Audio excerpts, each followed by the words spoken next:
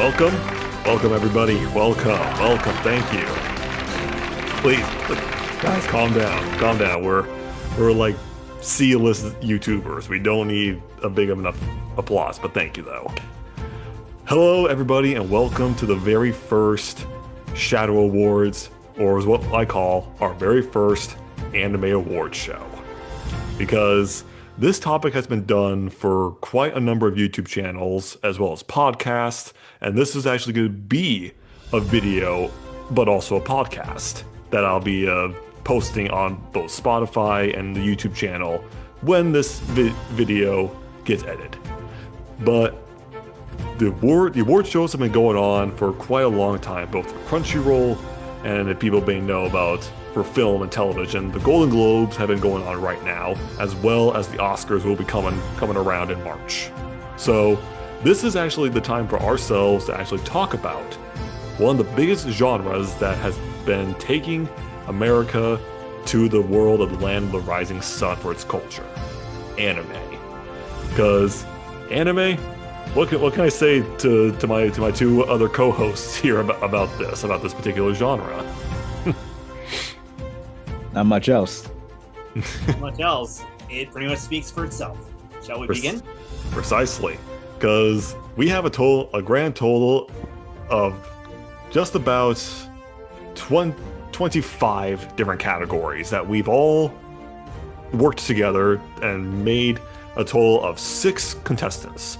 Each of the 6 contestants are from the best of the animes, the most popular animes that people may know, but also there are some that we're giving certain times of shine. Like we have a category for best underrated animes as well as original animes, because not everything has been getting a lot of love, as well as certain things have actually been original titles. But the one that we're actually going to be talking about is, of course, voice actors. Voice actors are something that makes the character themselves. And to lead this off, I'm giving it off to Trey as the presenter for this award. All right, thank you, Brandon. As Brandon said, voice actors are very respectable parts of the anime community, and pretty much they help breathe things live, both on the sub and the dub side. And in regards to this voice acting, say, topic, our nominees are as follows: Aoi Yuki as Mao Mao from Apothecary Diaries, Yuki Kaji as Eren Yeager from Attack on Titan, Ilichi Nakamura as Satoru Gojo from Jujutsu Kaisen, Asami Seto as Mai Sakurajima from Rascal, Sayori Hayami as Yor Forger from Spy X Family, and Kensho Ono as Ryunosuke Akutagawa from Bungo Stray Dogs. Now, these are from your votes. This is your choice. And the grand winner from your choice is Aoi Yuki from Apothecary Diaries. Congratulations to Aoi Yuki. And that's actually a really big shocking that I was seeing about it. Because I'll be honest, when I was looking at the percentages and everything that was going on for the Japanese, it almost seemed like a clean sweep to Yuki Kaji as Eren Yeager. But then I was seeing more, like I was getting more and more notifications like, okay, there's something, like there's a change. So Yuki Kaji and Aoi Yuki were the 2 top ones of their respective brackets. So I put them together, and lo and behold, Aoi Yuki beat Yuki Kaji 67% to 33%. Wow. So you guys voted that Mao Mao's actress was better than Eren Yeager's.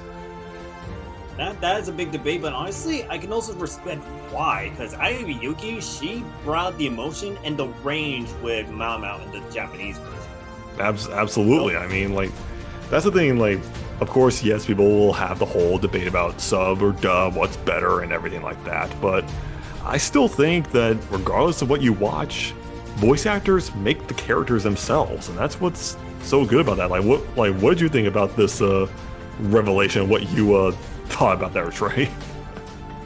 To be honest, I was fully expecting either Yuki Kaji or Yuichi Nakamura to win that, because both do exceptional work with the roles of both Eren Yeager and Satoru Gojo. And admittedly, I have not seen Apothecary Diaries, so I can't speak to Aoyuki's own credit or performance, but I've heard good things about her. So at the end of the day, I'm not unsatisfied with this decision. And overall, I think out of the nominations we've had, it would be pretty much a close choice for a majority of them. Yeah, absolutely. But I think what other people may not know, and I'll be taking over for this one, is that we've had many great characters, as we just talked about. Eren Yeager, Mao Mao, Satoru Gojo, and their voice actors from the East. But what if you actually combine them from the West? These are your nominees for Best Performance of a Voice Actor for English Dubbing. Alex Lee as Jinwoo Sun from Soul Level. Crispin Freeman as Alucard from Hellsing. Alexis Tipton as Kurumi Tokisaki from Day Alive. Erica Mendez as Ryuko Natoi from Kill la Kill. Johnny Young Bosch as Ichigo Kurosaki from Bleach. Lizzie Freeman as Chisato Nishikigi from Licorice Recoil. Now again, these are everyone on the internet, on the channel, and on YouTube in general. This is your winner. The winner goes to Johnny Young Bosch as Ichigo Kurosaki from Bleach. That one I'm not really that surprised, because this is a character he's been playing for years.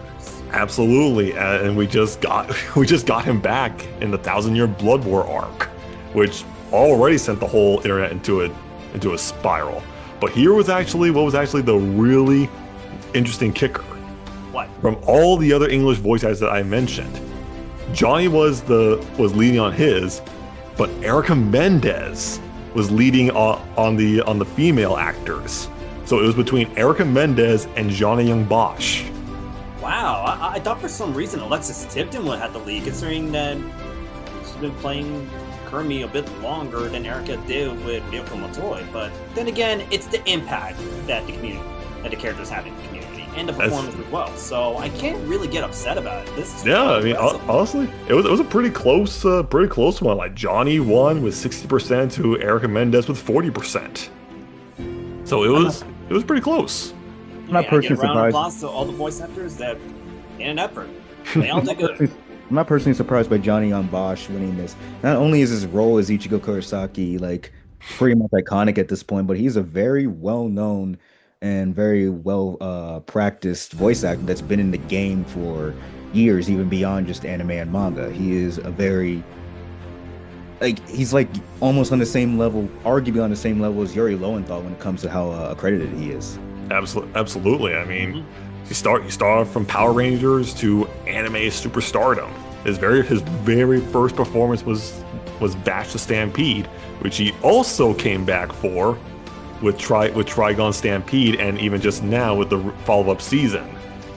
Stargates. So Johnny, and he may have just turned 50 years old recently, but he still sounds like he did back in the day. It's amazing how well he's kept his voice that well.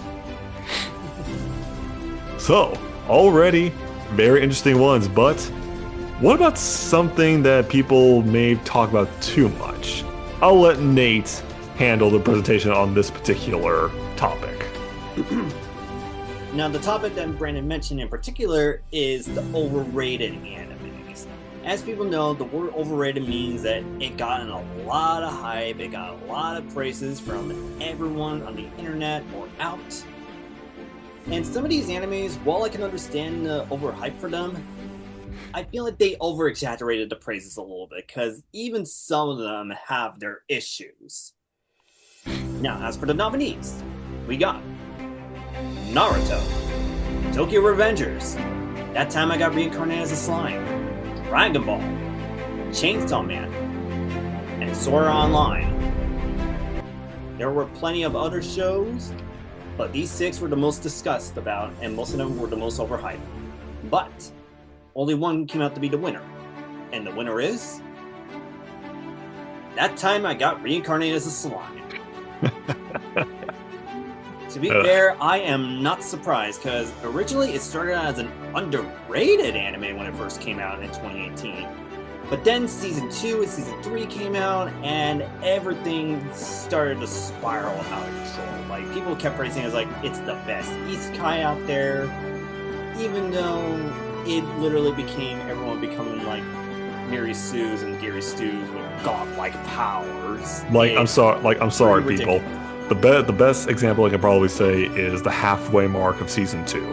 Look, like as soon as we did the whole Rimuru was trying to become a demon lord and then revived everybody, including Shion and everybody in the village, and just like, well, then what was the point? What was the point then? That felt very anticlimactic, and don't get me started on the film Scarlet Bond, which started out fine, but then it literally took what season 2 did and they double it back to back. I am not kidding about this, people. They actually did Deus Ex Machina twice in a row in a few seconds. That's how ridiculous it got. And the fact remains, the whole when they just announced with season 4 is gonna have 3 cores, with a grand total of 65 episodes and a new movie coming out to fill in the gap. There are some good things I like about Slime, but man, it really thinned down over time. Yeah, realistically speaking, of the nominees, I feel like it came down between either That Time I Got Reincarnated as a Slime and Chainsaw Man. Series like Naruto and Dragon Ball, they're held in high acclaim, and people do overhype them on occasion. But the difference is you have just as many detractors and criticizers of those two series as well, so it balances out. Tokyo Revengers and Sword Art Online, these days their reputations is more negative. Negative. Like the only love you really see towards them is mostly in Japan. So That kind of time and got reincarnated as a Slam and Chainsaw Man, though, they get more so positive acclaim, but to a point to where you have to ask, is it a bit too much? But Chainsaw Man fucked up less than That Time I Got Reincarnated as a Slime, so yeah. But here's the kicker with the finalists that these guys probably haven't saw on the YouTube channel on the post. The 2 finalists was Slime, and the one I was competing with was Tokyo Revengers. I cannot be surprised considering Tokyo Revengers started off fine in the first half of season 1, but then the second half of season 1, the cracks were starting to show. Season 2, and then season 3. Season 3 fell flat on its face. And I'm worried about season 4. And then when the manga concluded, its reputation got fully trashed up. No kidding, because the percentage, Slime had 67%, Tokyo Revengers had 33% of the votes. That's how close it was, people. Like, wow. That is just something else. But Trey has something special about this particular topic going into what we have for our next category. Our next category following up is not anime based on manga, as typically is what we have. No, it's best original anime. Anime that is created starting out as, well, anime. Like, you may have manga adaptations or spin-offs from these series, but at the very core, they start off as an anime production from certain studios. And these are very special because it showcases that creativity doesn't just have to exist just from inspiration or source material. It shows that in the form of visual media, people can express their talents just starting from there. And our nominees as follows to represent this philosophy are Licorice Recoil, High Card, Kill la Kill, Link Click, Gurren Lagann, and Metallic Rouge. Dear God, Trigger got some favoritism here. I mean, they're always making anime originals. I cannot be surprised. Through that. Well, that's actually the thing. Even though Trigger is only here one time, they actually did not do Gurren Lagann. I'm actually gonna tell that. Oh, that was a different studio. A different studio that just got shut down. RIP to the studio for Gurren Lagann. Yep. I'm guessing it was just a case of animators went to Studio Trigger that worked on Gurren Lagann. Okay, probably. I can definitely see the inspiration. Yeah. All right. Well, regardless, let's celebrate our winner. And our winner here is Licorice Recoil. Congratulations. This is genuinely surprising to me. I anticipated Kill la Kill or Gurren Lagann to windows, considering just how famous those are, especially considering Death Battle recently brought more limelight and recognition to Gurren Lagann through their Simon versus Kyle Rayner Death Battle. But also, Ryuko Matoi was part of Death Battle. Didn't she face Shadow the Hedgehog? Yeah. So like recently, like those two anime have definitely had the spotlight put back on them. But for Licorice Recoil, an anime that I would say definitely kind of flew under the radar a bit after its initial season, getting recognized like this, it's a pleasant surprise. It's a very solid anime. And overall, if I had to make a choice, it would have been either Licorice Recoil or Kill la Kill. Yeah, honestly, I was actually really surprised that both Kill la Kill and Gurren Lagann or even Link Click wasn't really wasn't in the high running, because the finalist was actually Licorice Recoil and High Card. High Card. That was actually surprising, because especially since High Card is pretty underrated out of all like the anime originals, because like Metallic Rouge, while it may not get much traction as release, it still managed to gain a cult following. And like Link Quick, it got a big fandom thanks to season 2 and the prequel series. Yeah, and that's like it was actually, ironically enough, in its category for best originals. When you had Gurren Lagann against Licorice Recoil and Link Click, Gurren Lagann had the lowest number of votes, 11% in that round. Second place was Link Click, and the one that went on to be the winner was Licorice Recoil. But in the other one, there was also something else. Kill la Kill was also the lowest voted anime in that, 15%, with Metallic Rogue being above it by just 17%, with High Card winning it by 68% of the votes. Out of a total of 41 votes for each of one. So, color me surprised that not a lot of people wanted to talk about the most popular ones. I guess the creativity and originality really shine through. Okay. But speaking of certain ones that maybe what Trey was talking about that flew under the radar, Nathaniel, what was our next category for this one? All right, we mentioned about like the overrated animes, the ones that are really hyped up.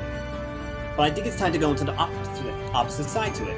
The underrated animes. These animes in total, they have not gotten a lot of recognition despite the high marks. It could be due to a few factors. It could be like the timing, like it was released at the wrong time. It could be like the amount of like views it got, which it may start out like high views, but over time the viewership started to get lower as time progresses. Or it could be like production time, or just like something happening within the studios where the studios are starting to prioritizing bigger and better projects going on there. So it does mean that we can appreciate these like diamonds in the rough, as I would like to call them. And these diamonds in the rough? Case Study of Vanitas, Origami, Bungo Stray Dogs, Darker Than Black, No Guns Life, Seraph of the End. These are some of the most iconic, underrated animes among the community. However, one came out to be the winner. And the winner is Case Study of Vanitas. Color me surprised on that one, actually.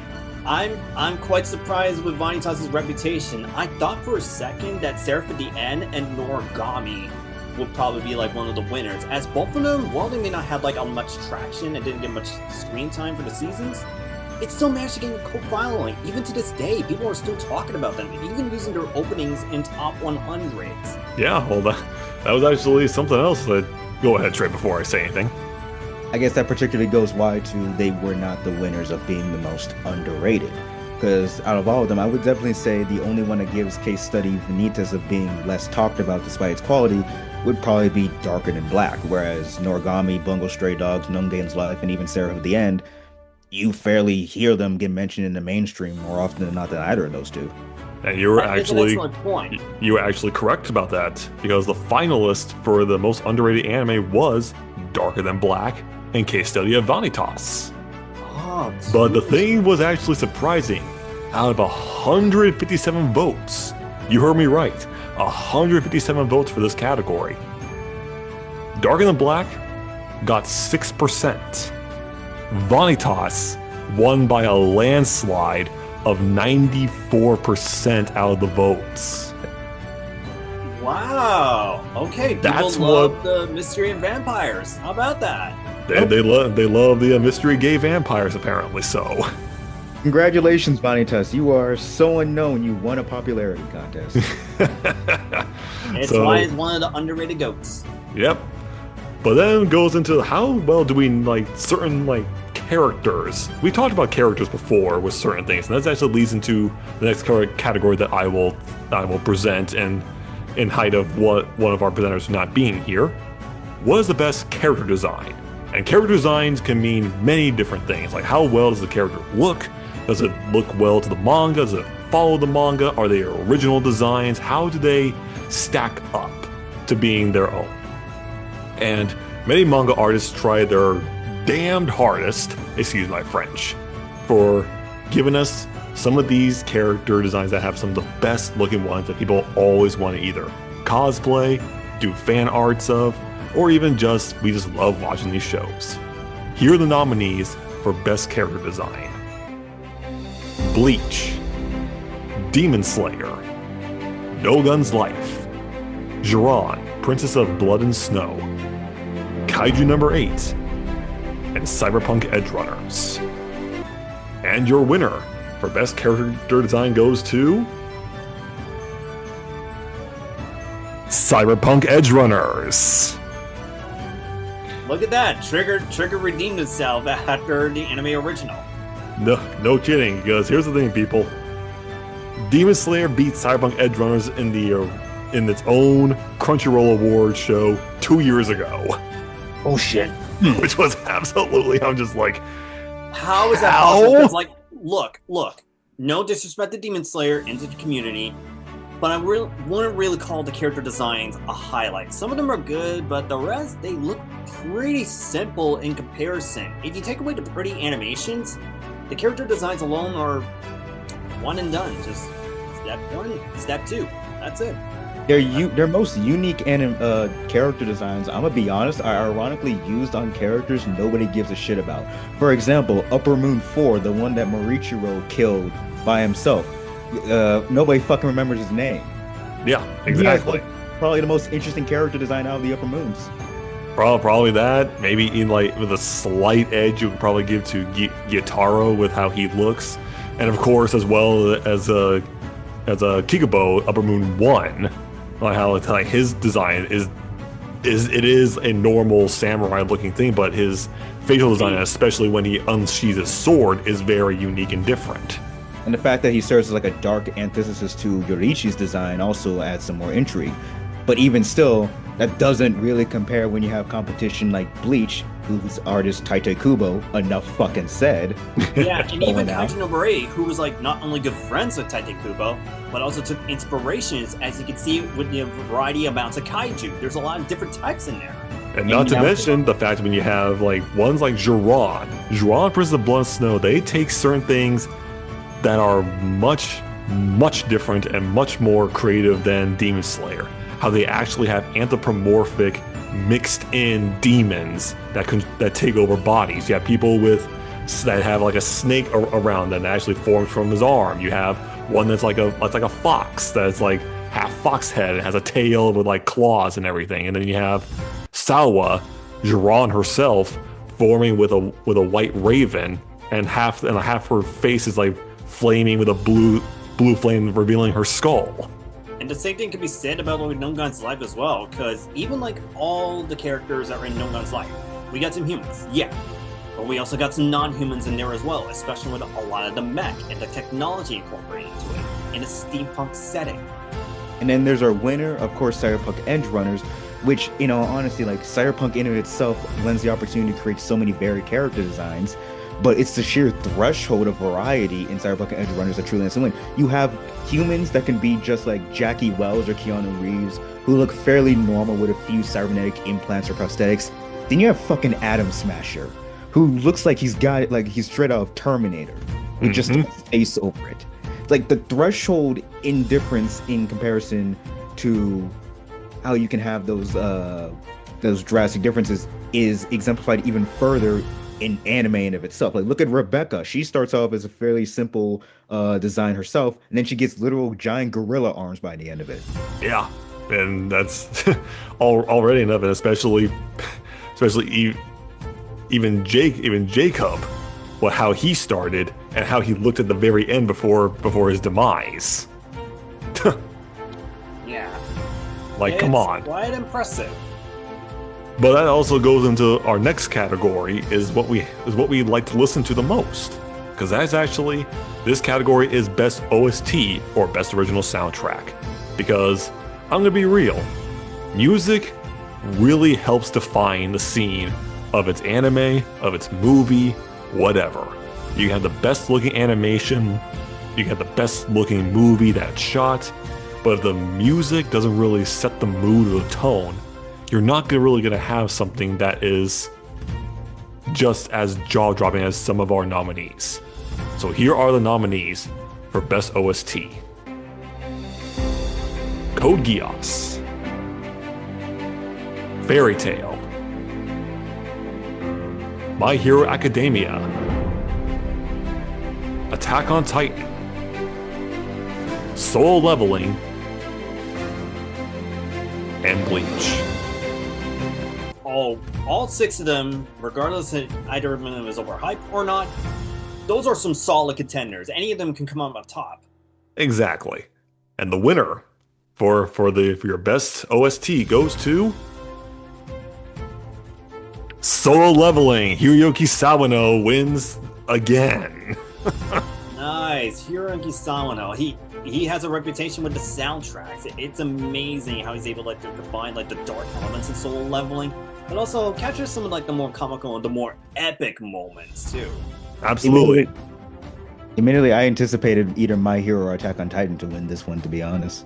Yeah, I mean, honestly, because that's true. We had 2 Hiroyuki Sawano themed animes when he did both Solo Leveling and Attack on Titan, which is already you can kind of tell his style, which is no shade to the composer about that, but you do know certain tones. It's like when you watch a trailer with Hans Zimmer, you know his style, you know what's going to happen. John Williams, you know what's going to happen with him. But regardless of the fact, though, it was a pretty close contender because the 2 finalists were Solo Leveling and Code Geass. Those were the finalists. I cannot be surprised. The Code Geass soundtracks, they can go hard, from Zero's speech to even the more heartbreaking and dramatic moments around the end as well. No kidding. Because here's actually what was for round 1 of our categories. It was Attack on Titan, Code Geass, and Bleach. Here's what actually happened. Bleach somehow got only 14% of those votes, with Attack on Titan being second and then Code Geass moving its way to the finalists. Wow. But here's what was really intriguing. Fairy Tail only had 15% of its votes in its round. Wow, only 1% more than Bleach. How about that? With My Hero Academia being 23% in that round. And what was the percentage for Solo Leveling? 62%. Okay. All right. So you can understand why those 2 were the actual finalists. Which, honestly, yeah, I was honestly, like Trey said, I was actually really surprised that My Hero didn't get a lot of the fan base behind it. I was like, huh, why? I think it might have been from the negativity from it. Perhaps, I don't know. Because we know how crazy the fandom gets with My Hero Academia. I mean, I'm not saying that's wrong or anything like that. I'm actually really glad that we had such a diverse looking roster for it. Yeah. But at least it wasn't Hiroyuki Sawano versus Hiroyuki Sawano, at the very least. So, That is actually best said, but I just said, how does an anime sound to give you that tone? But what does Nathaniel have to tell us about another thing that really sets animation apart from each other? And that's right, best animations. Most people know about the character designs. Yes, that's one aspect. But what about the animation? There are a few qualities that would present for best animation. One being the background. You gotta make sure the background works well with the characters and it fits the tone of the story as well. The other being like special effects. See like how the special effects like magic or like how the expressions are presented. That's a great example. And even like how the fight scenes were handled. You gotta make sure like the frame rates are timed well and make sure it smooth runs properly. One punch my Caesar. Sorry about that, ladies and gentlemen. I got a bit of a cough.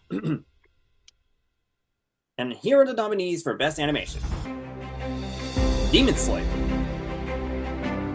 Vivi, Fluoride's Ice Song, Mushoku Tensei, Jobless Reincarnation, Jiran, Princess Blood and Snow, Wistoria, Wanted Sword, and Oshinoko. A lot of great contenders for like the best animations, and even like the ones I may not be a bit iffy about, I can still appreciate the visuals. Only one came out on top. And the winner for best animation is Vivi, Fluoride's Ice Song. Color me surprised by that, because it was facing off against Demon Slayer in the finalists. I was like half expecting Demon Slayer or even Mushoku Tensei, because both of them are overhyped, yes. But I will give credit where credit is due. Their animation styles really stand out, especially like among animator lovers. I can at least give credit to both of them for having like good animations. Especially with Ufotable back behind Demon Slayer. Of all categories I expected Demon Slayer to win, I would have anticipated y'all would have voted for Demon Slayer. But hey, I guess y'all said it won enough at the Anime Awards and decided to just give it an ignore button right here. No kidding, because in the first section of that best animation, it was Oshinoko, Vivi, and Jiran. Jiran, unfortunately, as much as I do love the animation, you guys only gave it 6%, unfortunately. So, okay. Oshinoko had 13%. And out of 68 votes, Vivi got 81% of that category. I was not expecting you guys to remember and love Vivi that much. Okay, the studio behind Vivi, you guys did an excellent job. But yeah, of course, you don't need to hear from me, but I'll tell you anyway. Out of 20 votes, Mushoku Tensei was third, Wistoria was second, and Demon Slayer was first in that category. I was surprised Wistoria got second place. I was amazed. Yeah, color me surprised by that. But then looking ahead and then seeing all these votes, like, I am not joking.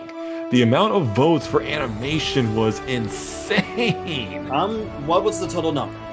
The total number for this, out of 87 votes, Demon Slayer got 21%. Vivi got 79.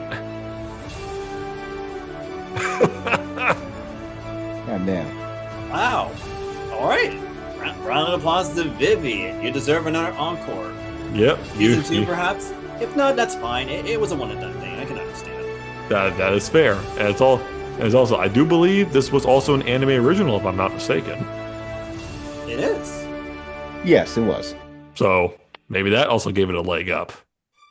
But what about some of the characters? Like, we've talked about the animation, we talked about the music, we talked about everything else, but what really defines the anime itself? And Mr. Trey will actually tell you about that with our next category. Best anime hero / protagonist, because an anime protagonist may not always be a hero. Like shonen protagonists, anime protagonists, seinen protagonists, in general, come in very different varieties. You have your traditional heroes, anti-heroes, some dynamic ones that grow over the course of the story, or static ones that are meant to more play the role of a symbol to inspire other people to follow in their direction.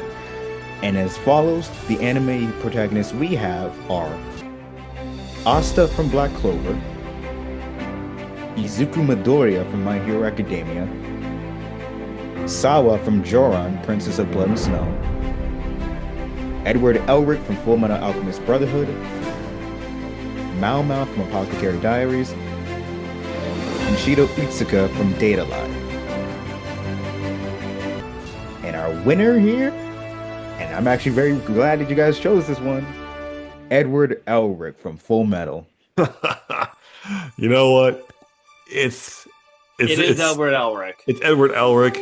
Not too surprised, but what was really surprising was some of these numbers and who were the final two that Edward, the final other contender that Edward was facing. Because Edward Elric's category had both him, Izuku Midoriya, and Asta. Between like those three, Edward came out with 45% of the votes, with Asta getting second place. You guys just don't like Izuku now, do you? Izuku definitely of those three has the most controversial reputation. I would argue he's more popular these days than Asta and Edward, but as I said, that popularity comes at a cost. Asta, less popular, but generally more liked within his fan base. Edward, he's just a solid protagonist all around. Yeah. And here's that. This was actually I was just flabbergasted for this, even though unfortunately we didn't really have another female protagonist, which would have helped, but you do what you do. Because the second round of the six was Sawa, Shido Itsuka, and Mau Mau. And out of 41% of the votes, Sawa got only 2%. Damn. Mau Mau got 7%. What? You guys love Shido so much. He won by a landslide at 90% of that category. So it was Edward Elric versus Shido Itsuka. Wow, you know what? I want to be surprised, but at the same time, I can't, because Shido Itsuka, for a harem protagonist, he actually had some pretty good development, because at first he was against the whole idea, but over time, he grew a little more confident, he grew a little more capable, and he grew a little more kind and more brave. So, but it was real surprising by the numbers in the final round. With 11 votes, Edward had 64% to Shido's 36%. Not too much of a landslide, but definitely a margin. It was a tough call looking at it. Yeah, but just color me surprised that you guys out there wanted to see Shido in the finals. But hey, props to Shido and props to the Japanese and the English voice actors. Both Absolutely. of them did a great job. And especially for Edward Elric's voice actors for both Japanese and English. And props to Edward Elric as a character who definitely breaks the mold from his traditional shonen protagonists. Because usually you have shonen protagonists that play a more either delinquent role or a goody two-shoes that rely more so on brawn over brain. Edward Elric is a hothead that uses his brains a lot, which is an interesting dichotomy. No kidding. But that actually goes into the next category for what we have. Our main characters do get the job done, but they need help. They need that one person in your corner that you grew up with who is your mentor. A lot of them really can be summed up as your best supporting characters. And these 6 definitely have some, but I will definitely say, y'all have some pretty interesting ideas. Here are the nominees for Best Supporting Character. Reigen Arataka, Mob Psycho. Mikey, Tokyo Revengers. Osamu Dazai, Bungo Stray Dogs. Roy Mustang, Full Metal Alchemist. Mina Ashiro, Kaiju number 8. And Power from Chainsaw Man. And your winner for you guys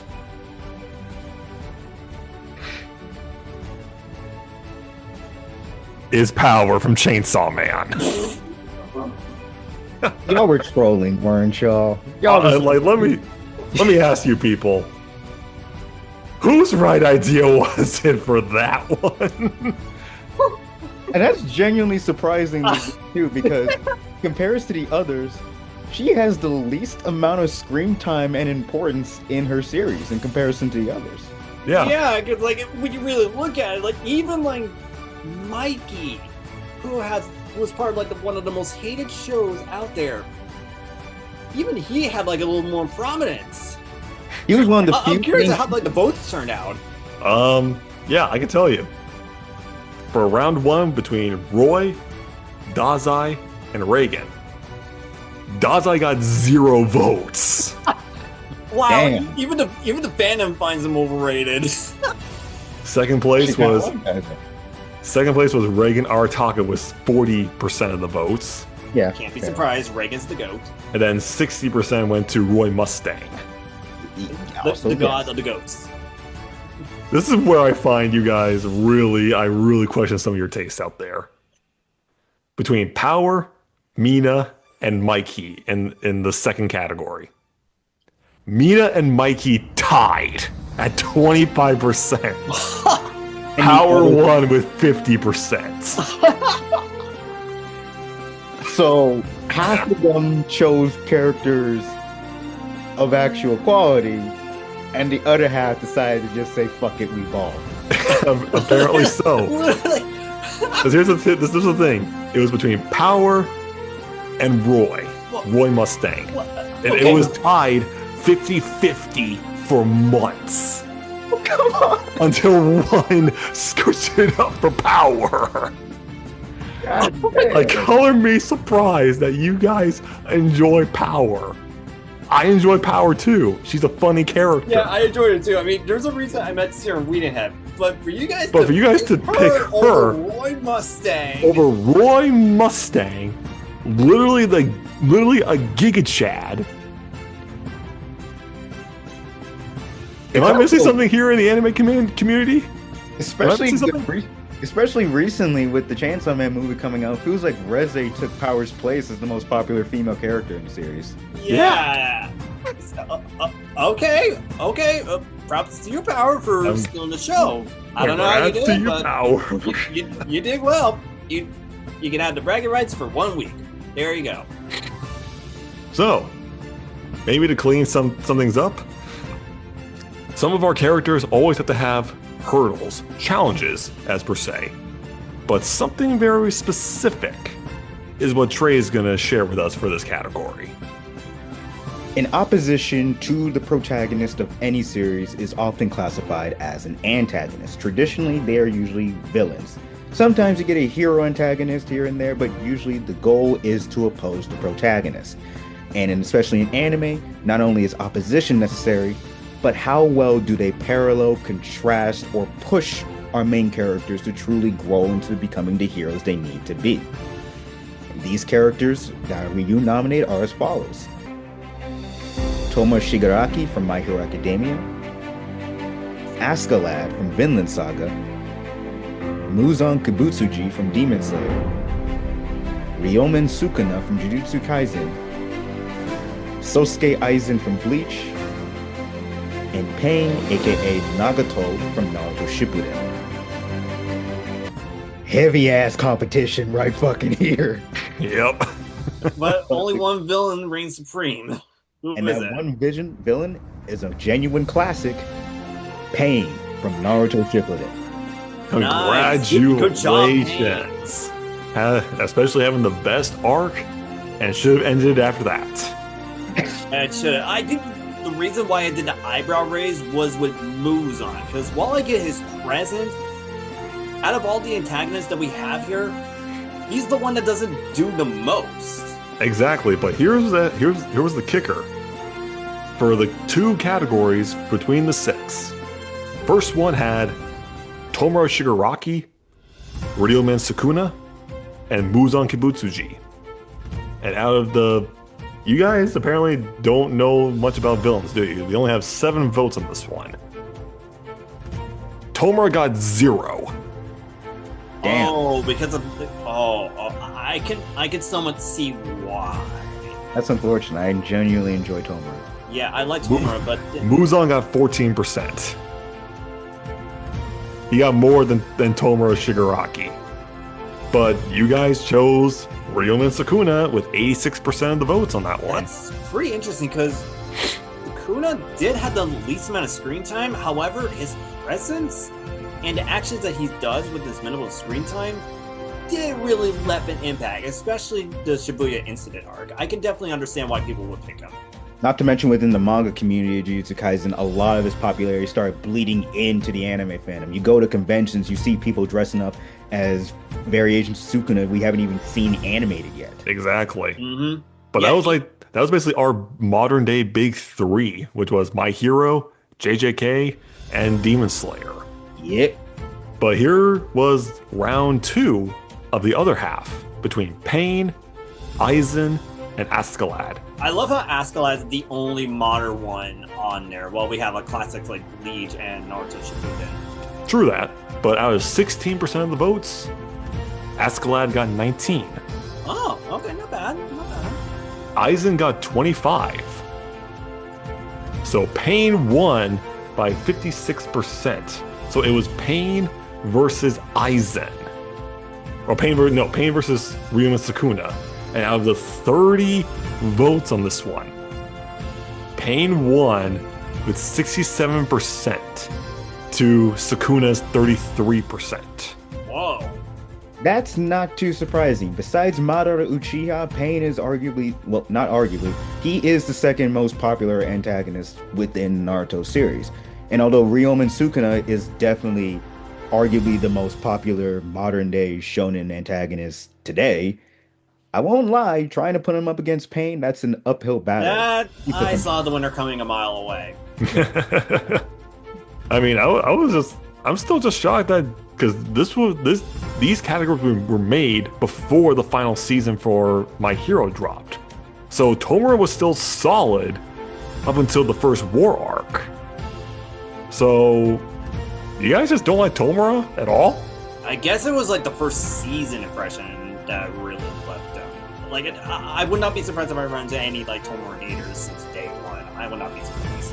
It's very possible. Tomura is definitely a character that you have to go into the My Hero fandom to find genuine fans for, in my honest opinion. Yeah, that's true. But of course, there's always that big conflict, as Trey mentioned, between our antagonists and our protagonists. And it always can be son of a certain thing, a one fight scene that we need. And these 6, oh boy, we have some heavy competition, because your nominees for the best fight scene in anime: Goku and Frieza versus Jiren, Dragon Ball Super; Scar versus Wrath, Fullmetal Alchemist Brotherhood; Asta and Yami versus Dante, Black Clover; Sakonosuke Oda versus Andre Gide, Bungo Stray Dogs; Kyojuro Rengoku versus Akaza, Demon Slayer; and Jinwoo versus Beru from Solo Leveling.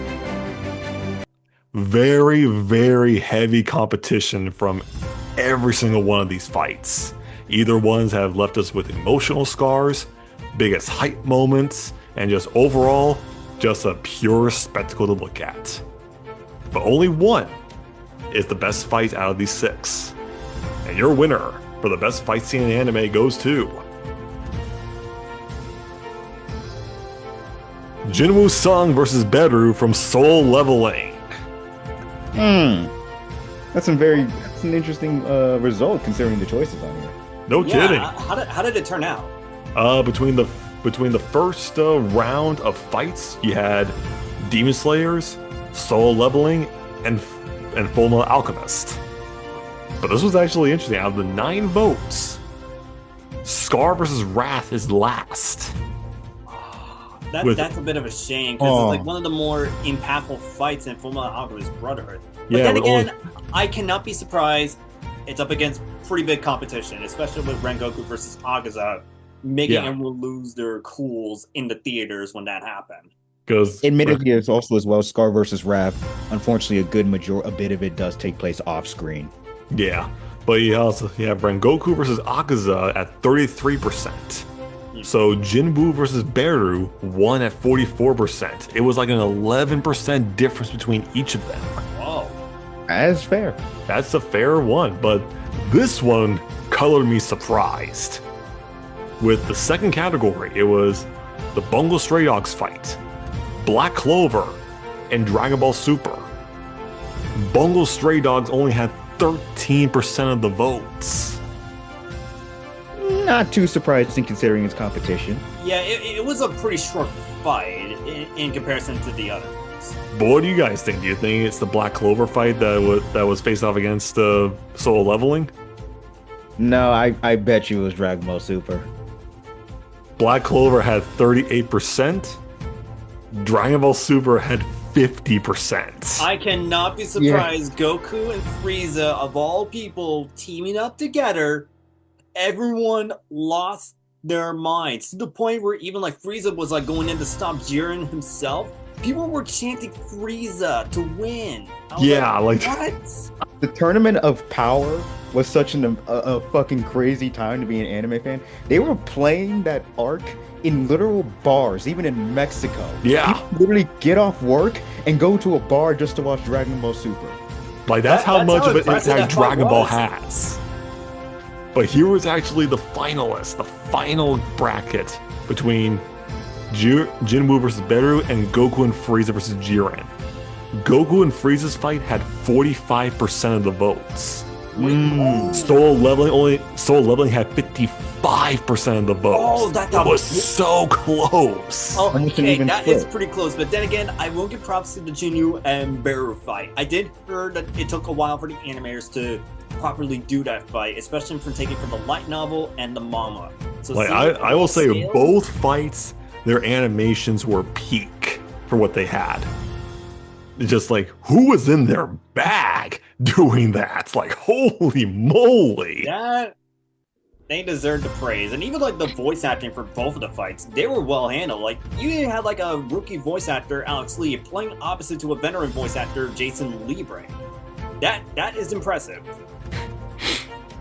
So that actually goes into, we had some of the best fights, but there's always a category for something like that.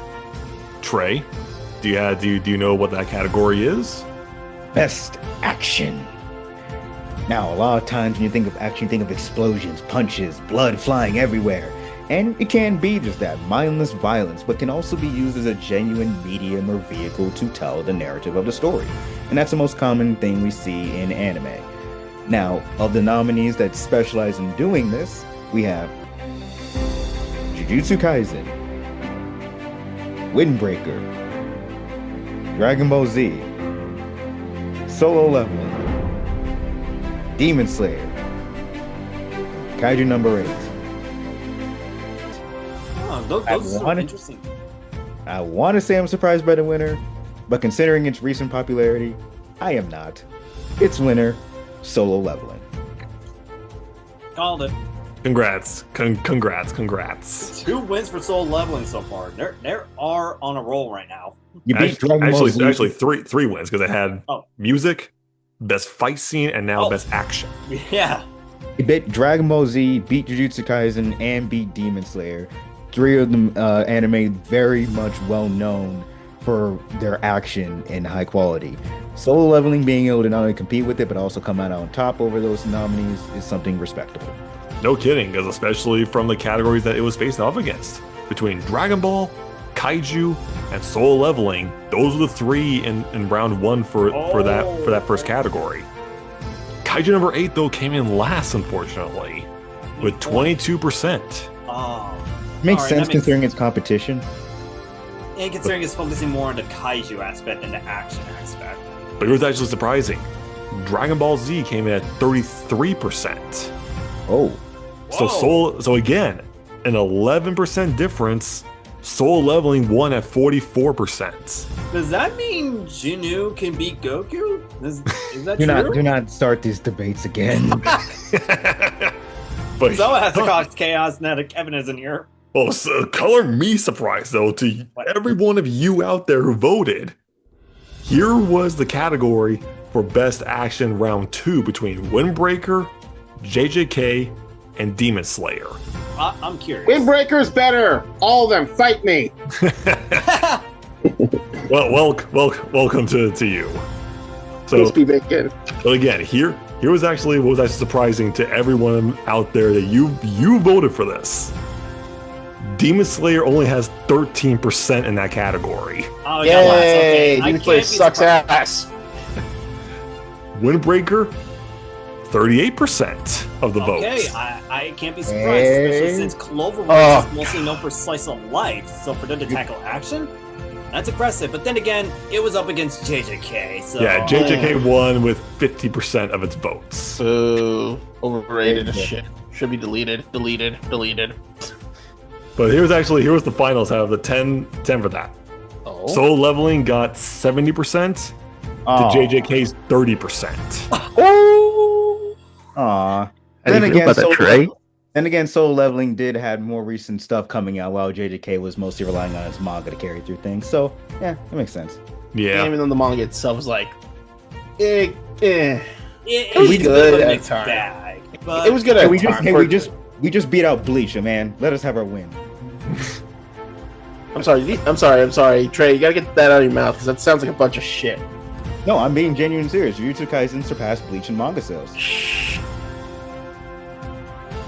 Well, color me surprised about that one. So, but was actually, we don't just do one specific genre of anime, which was the action.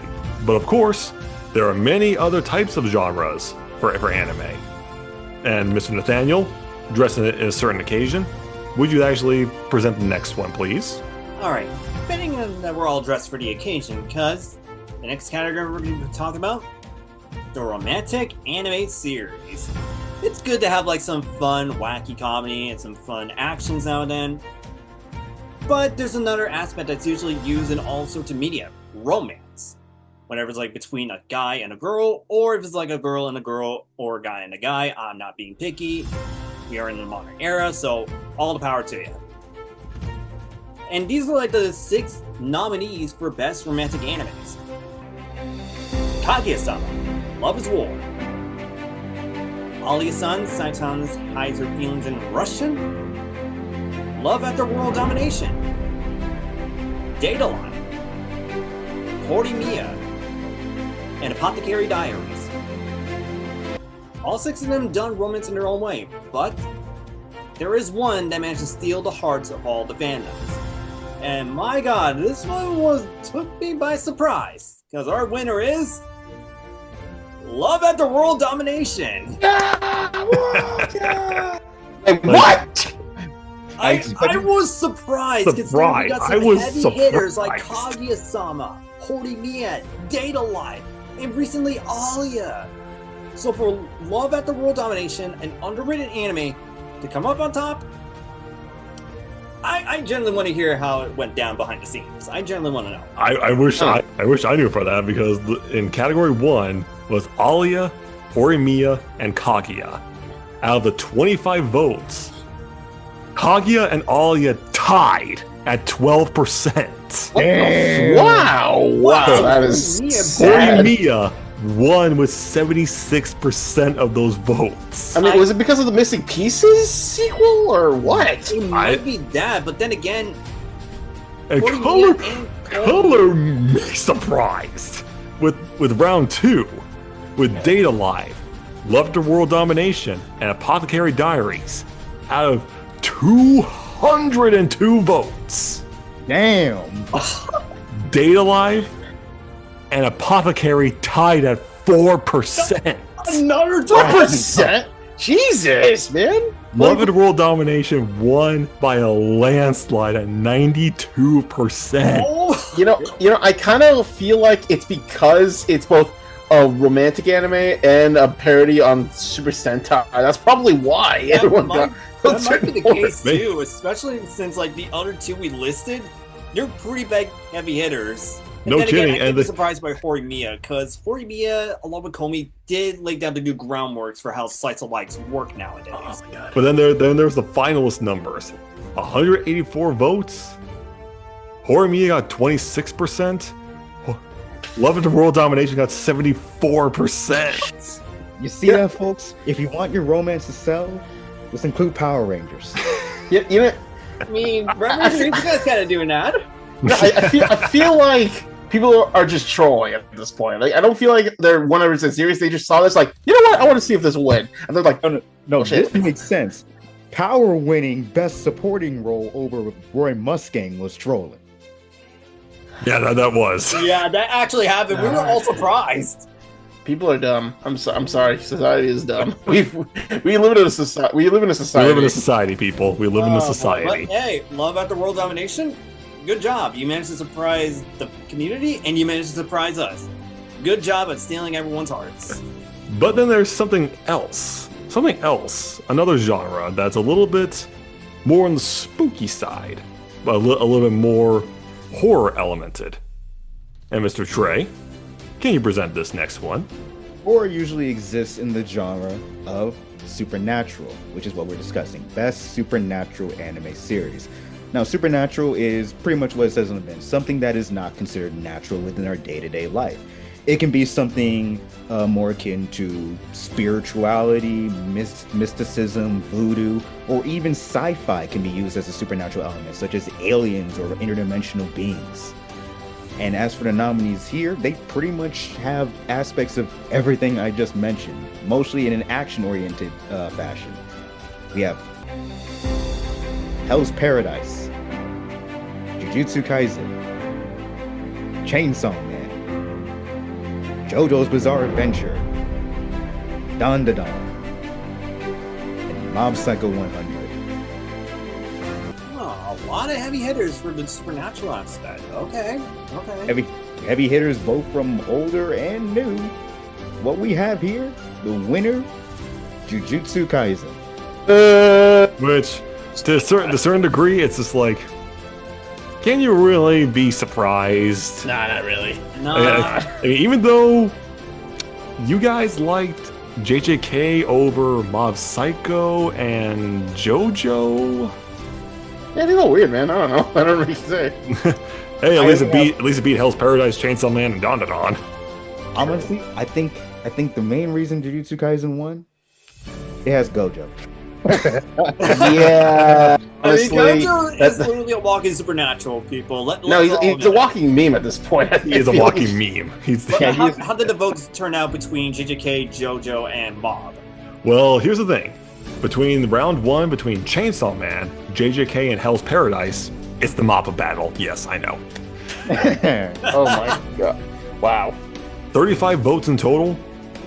Chainsaw Man only has 14% out of those votes. That's Oh shit. surprising. Hell's Paradise, 31%.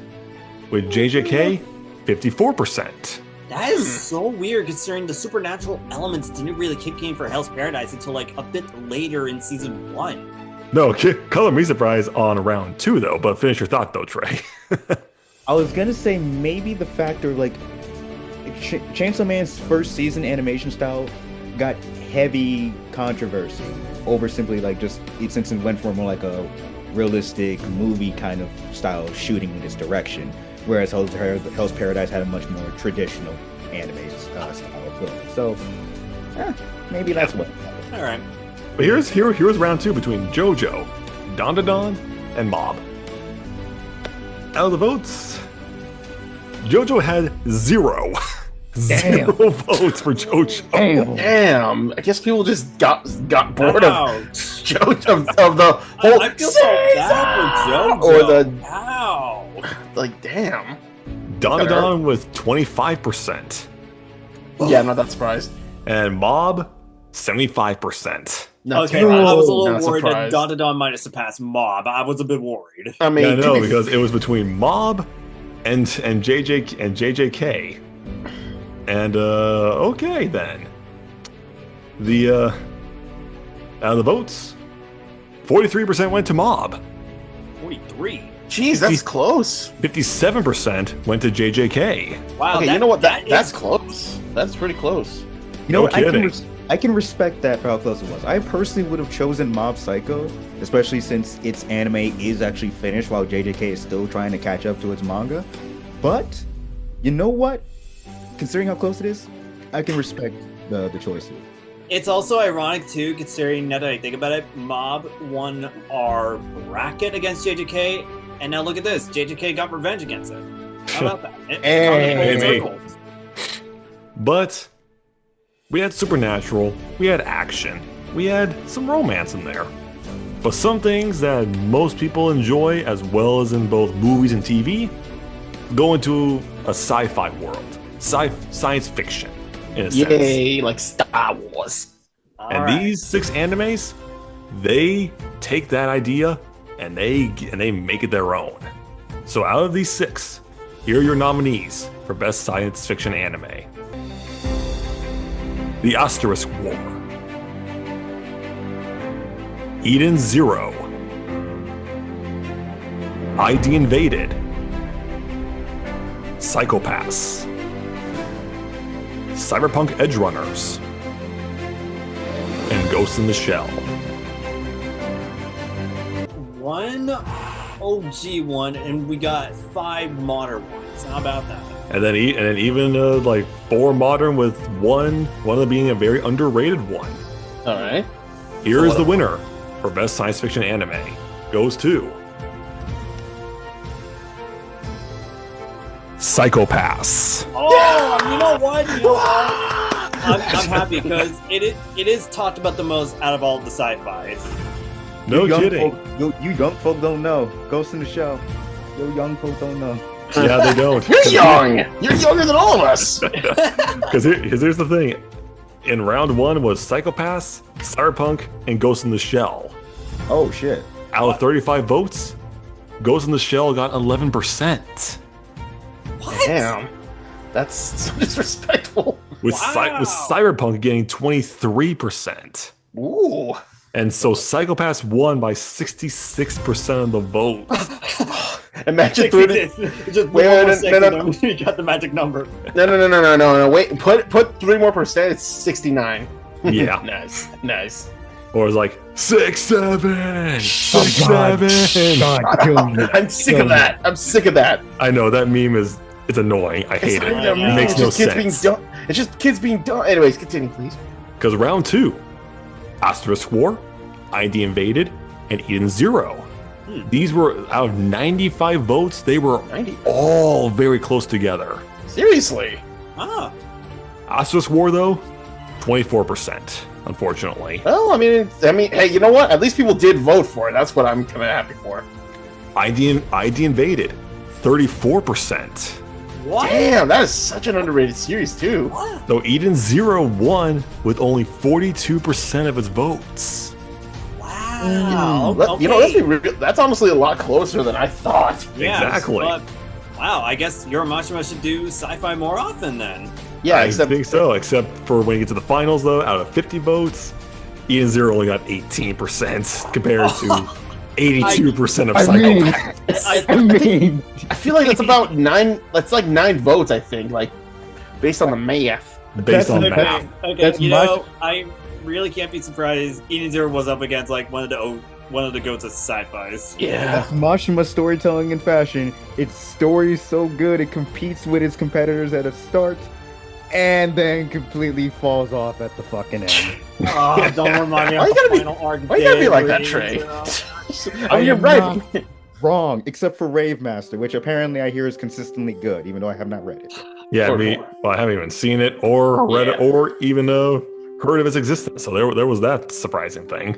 Mhm. Anyways, But since we're all having a laugh, I'm giving it off to Mr. Kevin about our next category that we have. well, gentlemen, you know we always talk about anime. We always talk about the action, the emotion, the romance. But you know one thing we should talk about? We should talk about the goddamn comedy, because Lord knows in these days we need comedy. And these 6 are your choices. Here are your nominees for Best Comedy Anime Series. Spy X Family, Data Live, Gintama, Sakamoto Days, Dandadan, Zom 100, Bucket List of the Dead. Okay, we got a versatile roster of comedies. How about nice? And your winner is none of them. Nah, just kidding. It's Spy X Family. I mean, honestly, at this point, it's not a surprise. It's Spy X Family. Yeah. I'm Trey, not Trey, gonna what's lie. wrong? No, nothing's wrong. I'm just gonna say I'm not gonna lie, not a bad choice for the winner. Yeah, not a bad choice compared to like some of the the numbers that we have, which is between Zom, Dandadan, and Sakamoto Days. Between those votes, Sakamoto Days came in at 19% on that one. Damn. That's gotta hurt, Trey. Dude, you know my series. Compared to Zom 100 and Dandadan, which were really, really close. Zom 100 with 38%, Dandadan with 44%. Damn. I can't be surprised, really, considering it is Don Don. Don Yeah. Don's fucking hilarious when he wants to be. I swear, Don stands.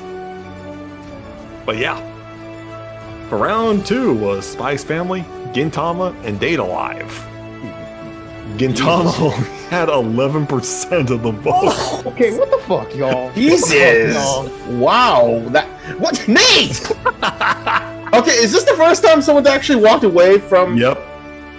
Wow! I'm so glad I Worth it. came here to watch. Worth it. I'm so glad I witnessed this.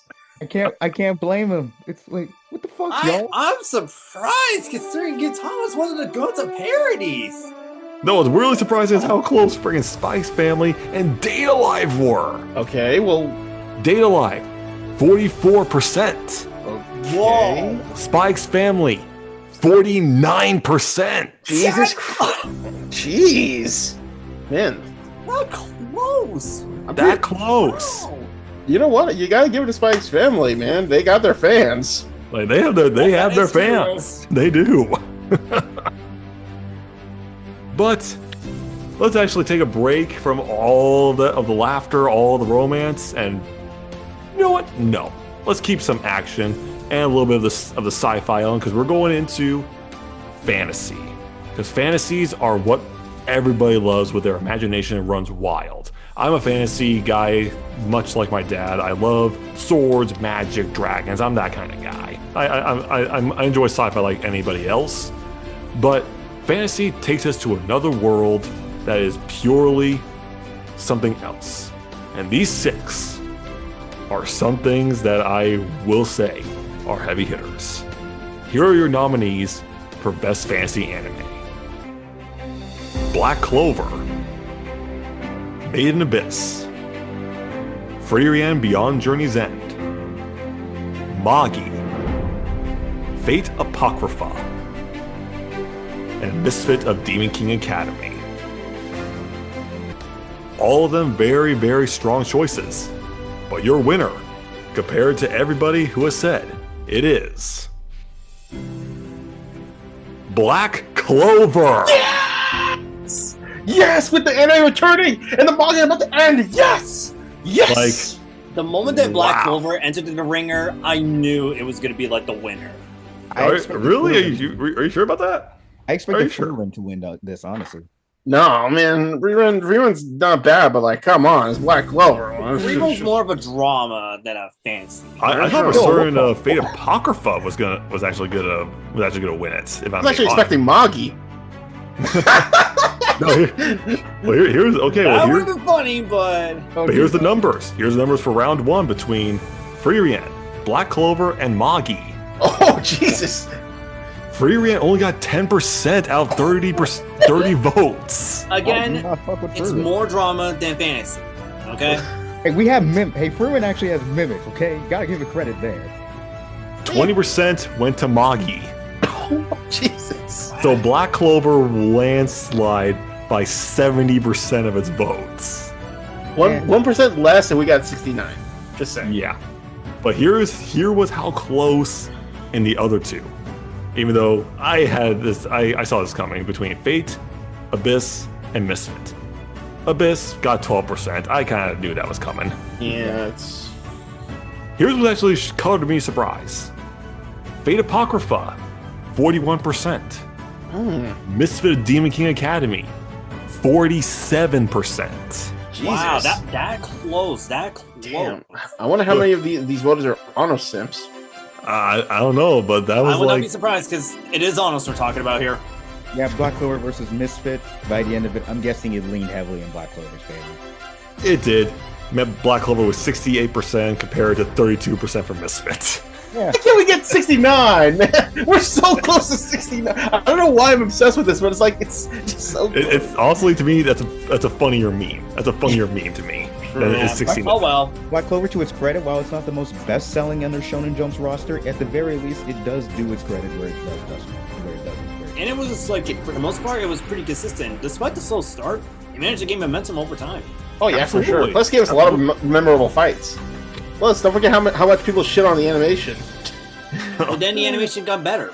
There is one. Same studio as Bleach. The one thing I will always say Black Clover does best, regardless of one's opinion of it, it is very, very, very consistent with its quality. Whether you think its quality is poor or very good, you cannot say that it ever drastically loses its momentum. True that. Mm-hmm. But we have to take a sour note for a little bit because there is one genre that always can get you in the heart. Mr. Trey, can you present with us the next category? At the risk of being a bit dramatic, let's talk about what the best drama anime series are. Now, drama is a very admittedly broad term. It can refer to pretty much any kind of emotional or mental conflict or stress within a situation. It can exist in many genres. But drama in of itself, you usually associate with characters in more romantic or friendship or just pretty much relatable situations you can come across in your day-to-day. None of these anime have that, relatable, but they are still technically drama series. So, Rascal Does Not Dream of Bunny Girl Senpai, Attack on Titan, Psychopaths, Your Lie in April, 86, and Violet Evergarden. Now, of these choices, the winner, thank God, is Rascal Does Not Dream of Bunny Girl Senpai. Damn, Honestly, actually. I thought it would have been Attack on Titan or even 86 that would have been the winners, but all right, Yeah. Pasco, Yeah. you surprised me. Everyone loves bunny girls, man. Everyone loves bunny girls.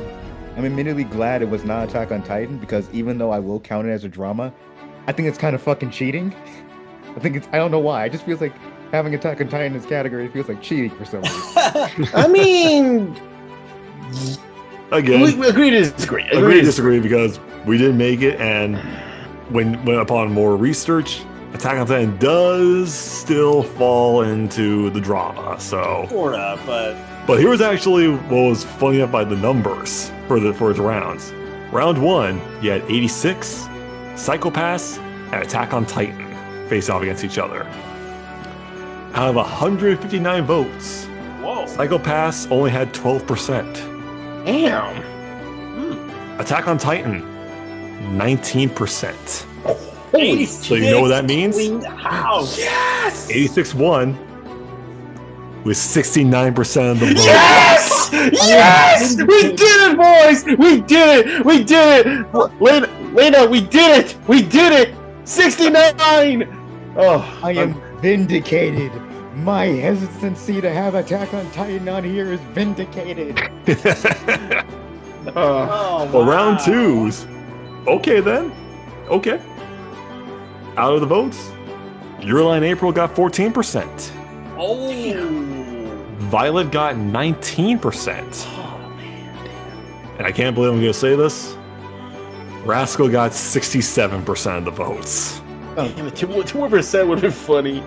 Yeah, I mean, like, if we made this by the time Santa Claus came out, then yeah, it would have been like a drastic change. But at the same time, I can't be surprised. This was like before Santa Claus came out. So. Yeah, and unfortunately, with the finals, yeah, Rascal got 73% to 86's 27%. Unfortunately. 27. You know what? I'm not even mad because it made it to the finals. Plus, we're getting season 2. So, you know what? I don't care. I'm good. Yeah. I'm happy. So It did well, and even Rascal, despite the faults, it still did well for the drama, at least. Especially when you count the movies, especially Dreaming Girl. oh yeah, absolutely. Most of the nominees here, I would say Rascal, Your Lie in April, and Violet Evergarden are the ones that specializes the most in drama. 86, Psychopaths, and Attack on Titan are drama series, but they also dip heavy into various other genres to kind of balance it out. Oh, Yeah, no, I can't argue they with do. that one. But let's say we all go to a new world. Let's actually, if you don't speak weeb, we are talking about being isekai'd, to be either transported or to be reborn into. And these 6, they heavily use that genre. Because your nominees for Best Isekai Anime. That time we got reincarnated as a slime. Mushoku Tensei, Jobless Reincarnation. Dead Mount, Death Play. Art Frueta. The Eminence in Shadow. And Overlord. And your winner to be reborn into for the Best Isekai Anime?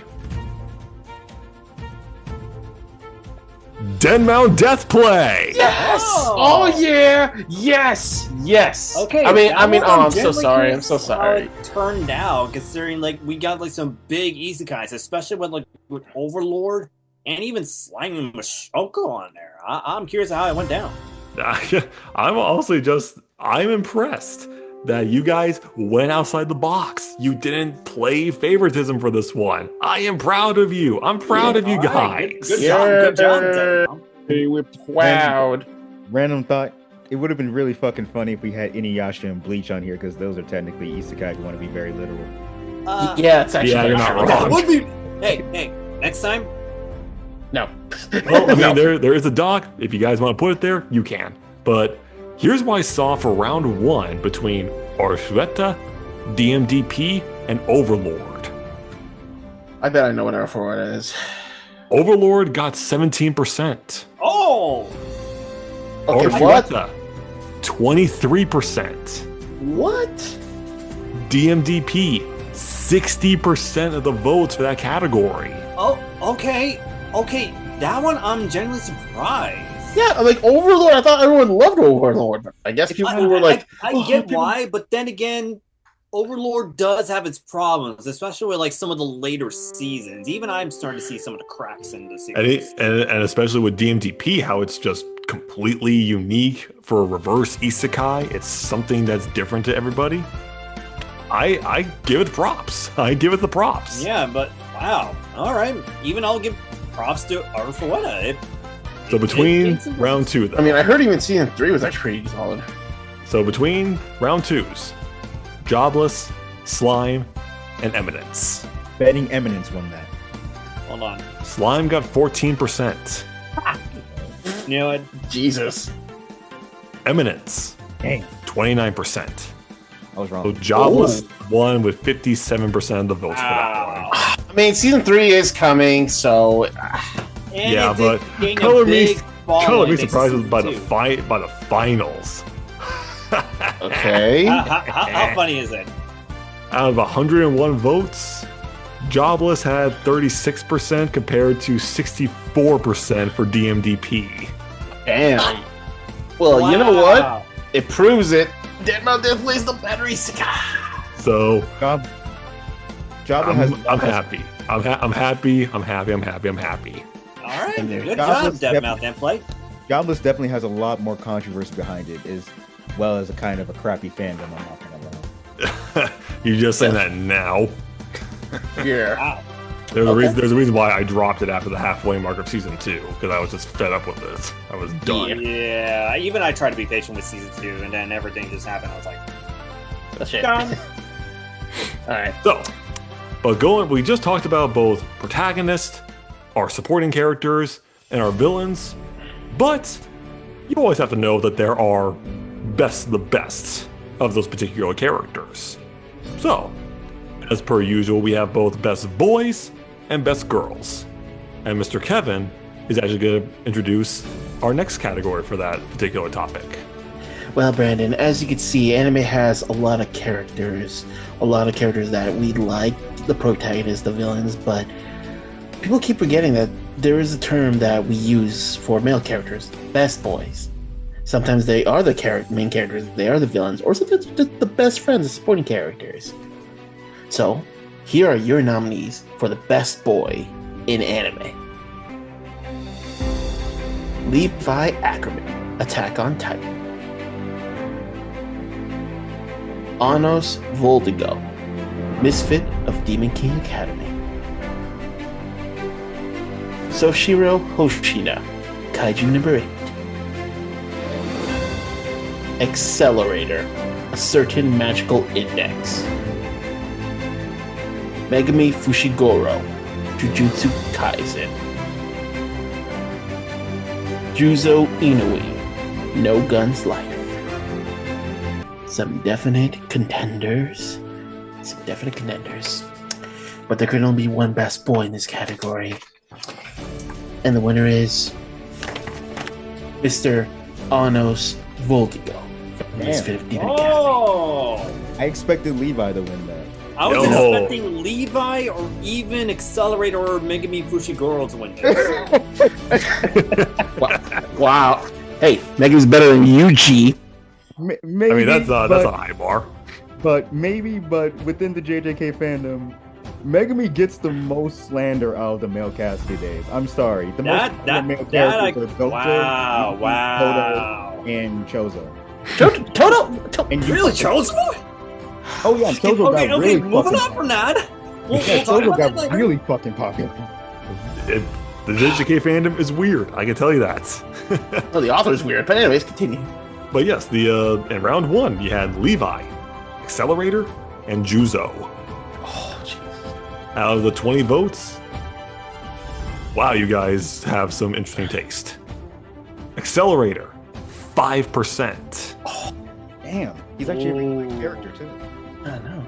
Juzo Inui with 45% of the vote. Whoa! 45. Okay, Damn. okay. And then that's Levi- an accomplishment. Levi, 50%. Juzo Okay. was that close. Okay, Damn. it is Levi. He's just that popular. I mean, there was even a comment on it that says, damn, Levi is definitely up there, but Juzo is just perfect.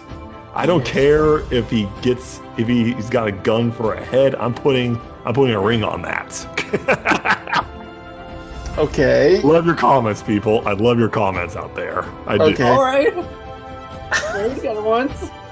Yeah. So that was round 1, but then Color Me Surprised was round 2 of what, like, yeah, you guys really have just want to play up for the walls at times. Out of the 18 votes, Hoshina, 28%. Damn. Ooh. Megami Fushiguro, 33%. Oh, it was kind of close. Anos Volgode, 39%. That what? That close. Oh my god. Okay. Megami got You know second what? place. I'm actually glad about that. I'm definitely impressed considering Megami may get the slander, but he still has his fans, and with Ocean, even though he's like brand new, he managed to gain a lot of fan favorites. And he's got his own special episode. Yeah. Yeah. I mean, I was actually, when I went to the finalists, yeah. Levi got 40%. Compared to Anos, 60%. Wow. See, here's the thing that I'm realizing. Even though it is Levi and he has his fans, especially his fangirls, Anos has one thing they don't. What? Power scalers. Okay, he's I not can't wrong. argue with that one. Anos is literally Gojo, but as a demon. No kidding. I see so many Anos versus Goku memes. It's fucking crazy. But we did a best boy. Ladies, your time to shine, because we have, of course, the debate for end all debates. The best girl in Oh anime. dear. Oh man. Oh my god, there's gonna be a flame war, I can tell. There will be, because out of these 6, wow, the numbers were nuts on this one.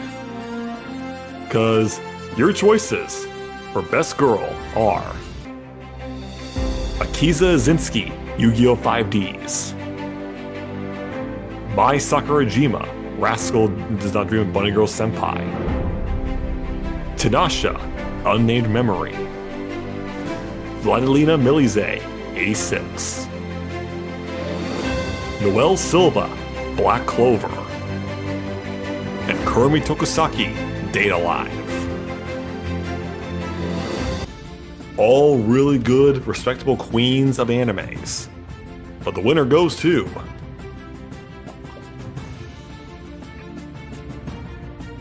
Kurumi Tokisaki from Data Live. You know what? I'm not even surprised. Yeah. There was so much competition. There was a lot of competition because between round ones of Vladilena, Akiza, and Noelle, you guys just don't seem to like classics, do you? Akiza only had 7% of the vote. Oh, Ow. wow! You guys Sorry, got to do it for Akiza. dirty. They did it dirty. Noelle Silva, 20%. Damn. And Wow. Vladilena got away with the win at 73% of the votes. My girl, my girl. Honestly, I thought Noelle was gonna get that, considering how much. Now fuck Noelle, fuck her. I like Noelle. I like Noelle a lot, but even I will admit, recently, she hasn't really had much opportunity to shine in Black Clover, especially after the switch to monthly releases. You know, I'm Not curious your reaction to 86 if you ever watch it, Trey, or read it. Probably have a very interesting reaction. You will, Yeah. because in round 2, with Tanasha, Kurumi, and Mai Sakurajima, Oh, all right. out of 133 votes, not surprised by this one, Tanasha only had 5% of the votes. That makes sense. Yeah, because She's the most recent. Mai Sakurajima, 14%. Yo, what Oh. the fuck? And Kurumi Tokisaki took away with that one at 81% of the vote. I Damn. mean, Yo, look, I'm a Futaba fan, stand day right till I die, but I like Mai. Okay, I like her. So I need to ask y'all, what are y'all doing? Make it a competition at least. Come on. I mean, it was a competition between Kurumi Tokisaki and Vladilena. That's a good competition. All right, And what's the votes? you guys said out of all your 34 votes, Vladilena had 15% and Oh, Kurumi 85%. again, I can't be surprised. Even like with the underrated fandom like Data Live, Kermie definitely gained a big following, even like among like yandere lovers, because like she Yeah. took the yandere trope and actually made it well on her own. Plus, she also had she was a very prominent in a second OVA as well as seasons 3 to 5, as well as she got her own spin-off movie. Hmm. Yo, Rascal fans, you're making Data Live fans make us look bad. You gotta show out. At least put up a fight. Never. damn. Because the Damn, Data Live Troy. fandom is strong, my friend. The date is strong with this one. But speaking of strength, there's always that one thing that always keeps us up to want to watch a show. And Mr. Nathaniel will actually share the news about that one. Okay, what is like the one thing that is like pretty well known about animes, even on the YouTube standards? It's not the fight scenes, or it's like the top 10s, well, related to top 10s, but it's about the anime openings. These songs are meant to hype you up, get you excited, and get you invested to what episode you're going to be watching weekly or even monthly, depending on like the release dates. And these 6 openings, wow, we got some big competitions right here. Reawaker from Soul Leveling, Season 2.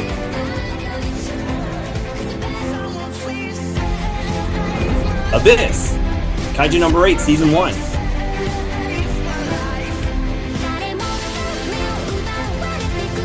Idol from Oshino Ko, Season 1.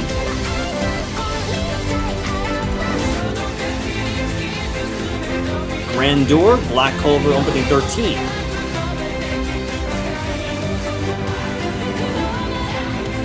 One from Mob Psycho's 3rd season.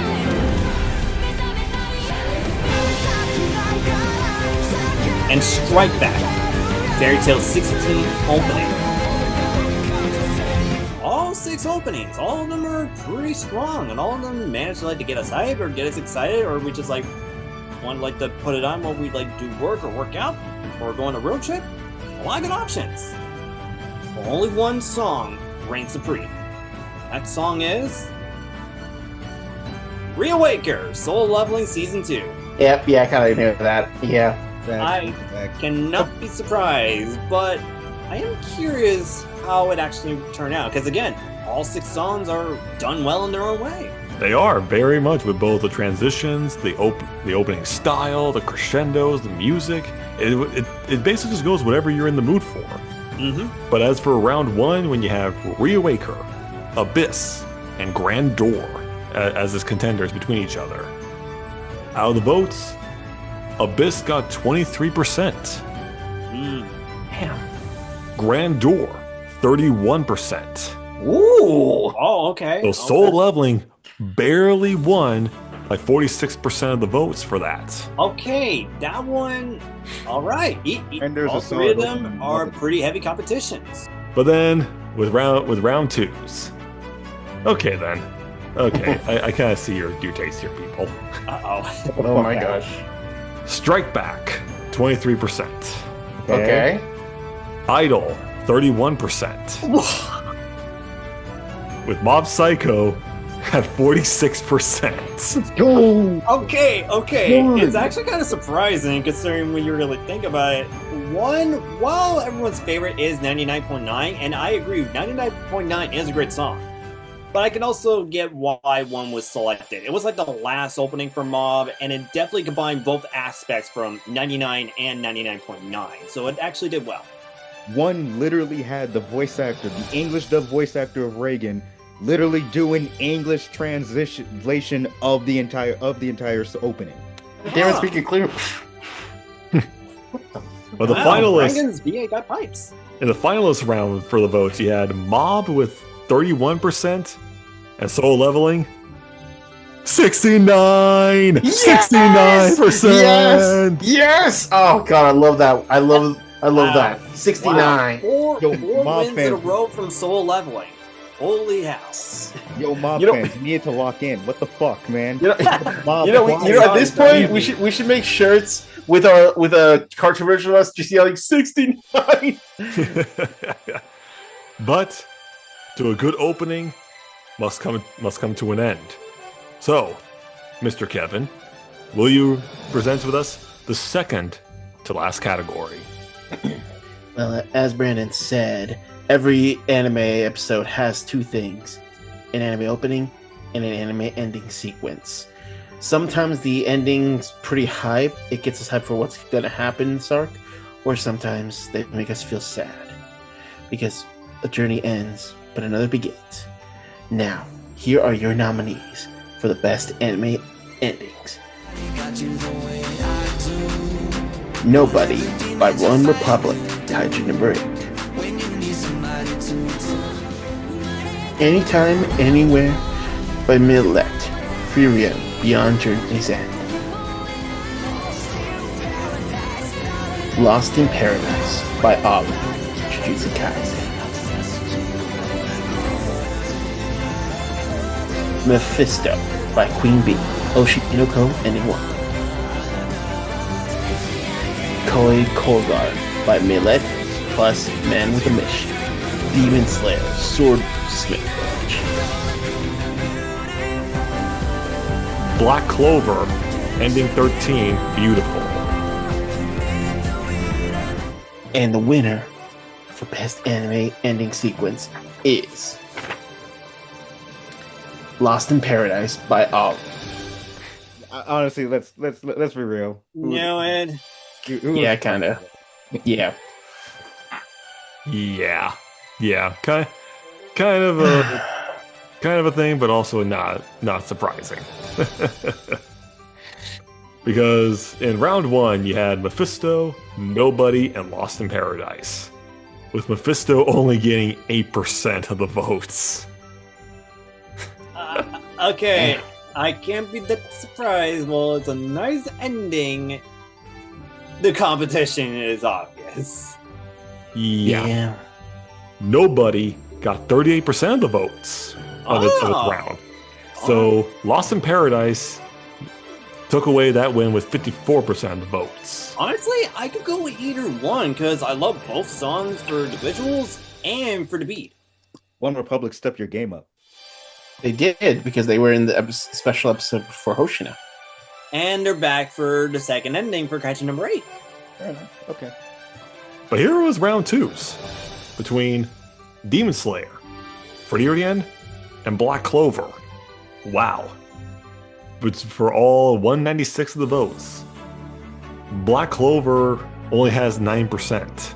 Only 9? Black Clover is more known for its openings than its endings. Even then, what? Wow. Frieren, 23%. And yeah, Demon Slayer, 67% of the votes. Oh no! Don't. We none of us said. Do not say. Yeah, I'm not saying that, but the votes for the finalists are pretty close. With 44% for Demon Slayer and 56% for Jujutsu Kaisen. That's pretty close. All right. JJK fan, thank you. We will never lose to Demon Slayer. Yeah. Unless it's in sales, unfortunately. Oh yeah, Demon Slayer sales. God damn it. That's true. But all good things must come to an end.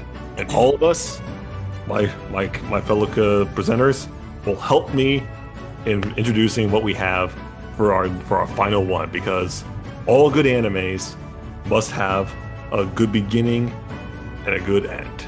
Or if they're actually being continuationed in certain other things. So, anyone else want to go ahead and introduce something else about animes? They're influential. They bring a community together or tear it apart. But one thing can be certain: anime is love. And one thing it can also do is get us to very consistently debate over what stands as the very pinnacle over all the rest, or at least what came out that year. Yeah. That's true. And these 6 are some of the best animes that you guys have voted for. Here are your nominees for Best Anime of All Time. Attack on Titan, Code Geass, Solo Leveling, Kaiju Number 8, Oshinoko, and The Eminence in Shadow. We got some pretty big ones here, but only one can actually take the crown of Best Anime. Here is your winner, Winner? Kaiju Number 8.